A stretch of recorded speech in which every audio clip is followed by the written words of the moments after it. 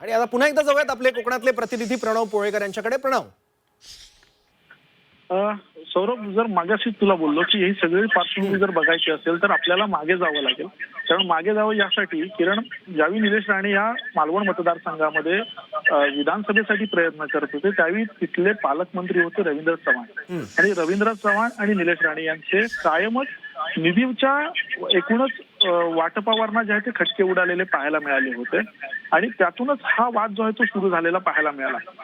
त्यानंतर जर बघायला गेलो तर विधानसभेचे ज्यावेळी इलेक्शन आलं त्यावेळी निलेश राणेंना एक शब्द दिला होता असं तिथले काही खासगी भाजपचे पदाधिकारी सांगतात की मालवण विधानसभा मतदारसंघातना त्यांना जे आहे ते या ठिकाणावरना निवडणुकीसाठी तिकीट दिलं जाईल भाजपकडून.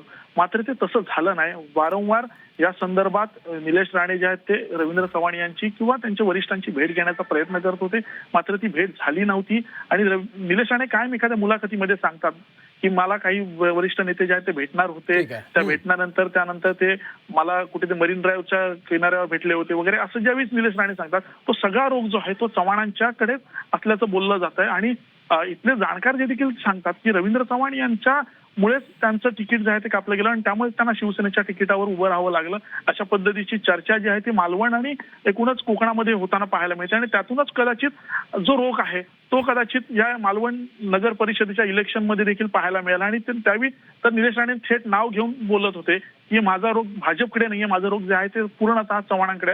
आणि त्यातूनच हा वाद जो आहे तो सुरू झालेला पाहायला मिळतोय. सौरभ, ठीक आहे. प्रणव पोळेकर, आणखी निलेश राणेंची काही वक्तव्य आहेत या मुलाखतीत, त्यांनी काही वक्तव्य केलेली आहेत, काही प्रतिक्रिया दिल्या आहेत, ती सुद्धा आपण बघूयात.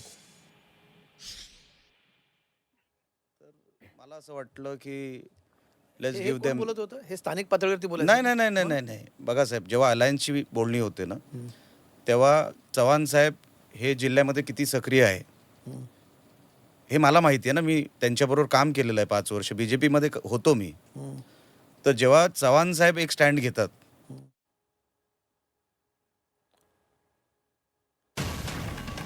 आणि आता आपल्यासोबत भाजपचे ज्येष्ठ नेते सुधीर मुनगंटीवार फोनवरून सोबत आहेत. आपण त्यांना सुद्धा याबद्दल प्रश्न विचारणार आहोत. सुधीर भाऊ, त्याआधी निलेश राणे नेमकं काय म्हटले ते आपण ऐकूयात, म्हणजे तुम्हाला सुद्धा कल्पना येईल त्यांच्या वक्तव्याची आणि त्यानंतर मी त्यावरून तुम्हाला पुढचा प्रश्न विचारतो. हा कुठेतरी तुमच्या शिवसेनेमधल्या कोकणातल्या किंवा कोकणातल्याच वर्चस्वाच्या लढाईचा प्रश्न का? कारण कोकणात नक्की आता म्हणजे एकेकाळी तुम्ही जसं मगाशी म्हणालात की सिंगल हँडेड नारायण राणेंचं कोकणामध्ये वर्चस्व एकेकाळी कोकणात तिथे होतं. आता त्यात वाटेकरी यायला लागलेत नवीन नवीन. तुमच्याच पक्षातले उदय सामंत आहेत. वाटेकरी स्वतःला जिल्ह्यामध्ये, मी माझ्या जिल्ह्याचं म्हणतोय, सामंत साहेबांचं बोलतो नाही, मी कोकणाचं बोलतो असेल तिकडे आलेत. अजून सामंत आहेत, आता रवींद्र चव्हाण त्यात इंटरेस्ट घ्यायला लागलेत. हे या संघर्षाचं मूळ कारण आहे का? बघा साहेब, कोण जर आमची ताकद संपवायचा प्रयत्न करत असेल अशी ती ताकद संपणार नाही. जो संपवायचा प्रयत्न करत असेल तो, मी कोणाचं नाव स्पेसिफिक घेतलं नाही, अशी कोणाची ताकद संपत नाही साहेब.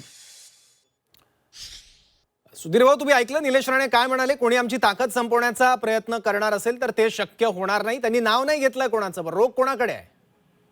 नाही, एक गोष्ट नक्की आहे की महाराष्ट्रामध्ये कोणताही राजकीय पक्ष असो, कोणताही नेता असो, त्याची ताकद हा कोणी नेता संपवू शकत नाही. त्याची ताकद, त्याची कृती, त्याचं आचरण आणि जनता संपवत असते. आणि म्हणून त्यांच्या एका वाक्याशी मी सहमत आहे. दुसऱ्यांनी तुमची ताकद संपवण्याचा प्रयत्न केला तर दुसरा तुमची ताकद संपवू शकत नाही. पण येणारं आक्रमण तुम्ही कोणत्या पद्धतीने त्या आक्रमणाला परतवून लावता यावर तुमची ताकद संपते.